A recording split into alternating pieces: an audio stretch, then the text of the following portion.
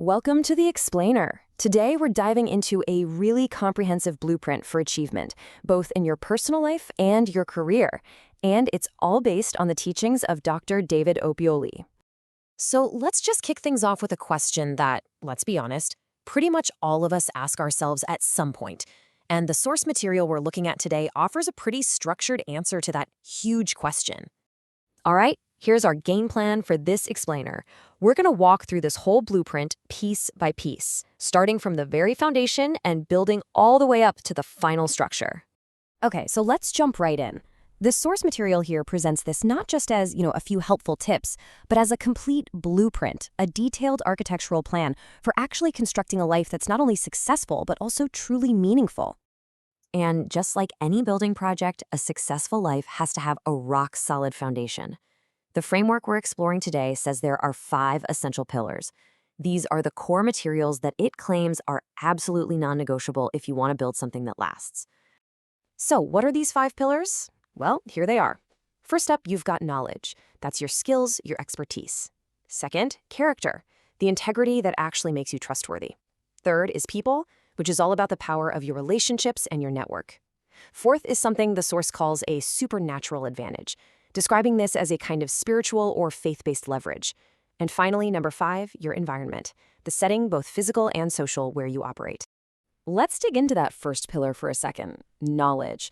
The main idea here is all about being proactive with your own improvement. It's not enough to just be aware of what you don't know. You have to actively go out and find the training, the mentors, or the resources to fill in those gaps in your skill set.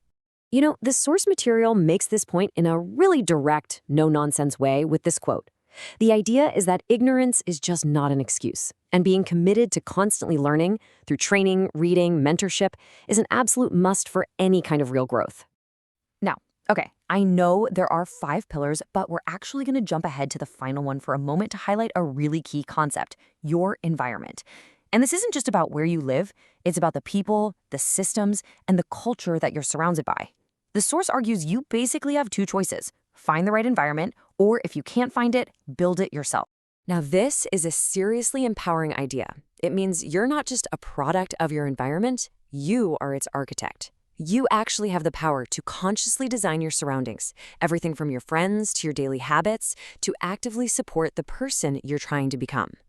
Okay, so once you've got those foundational pillars set, the blueprint then outlines the structure you can build right on top of them. And this is shown as 5 distinct levels of growth. It's a journey from being a technician all the way to becoming a visionary. This progression is really a journey, right? It kicks off at the unskilled level, where your potential is still pretty raw. Then you become a skilled professional, a technician who can do a job and do it well. From there, you can climb into a managerial role, then up to ownership or partnership, and finally, you reach the top as a transformational leader who actually influences society.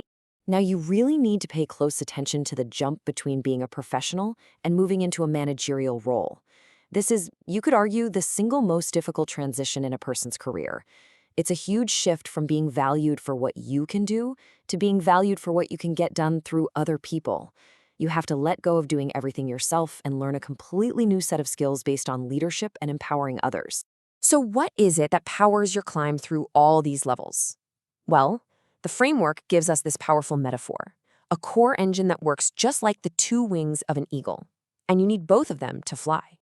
This whole concept suggests you need both wings to truly get off the ground. One wing represents your character, your integrity, your values, who you are when nobody's watching. The other wing represents your competence, your skills, your knowledge, your ability to actually deliver results. And the source material breaks this down even more. Character, or the image, is about your moral formation. It's what makes people trust you and see you as reliable. Competence, or the likeness, is about your professional development.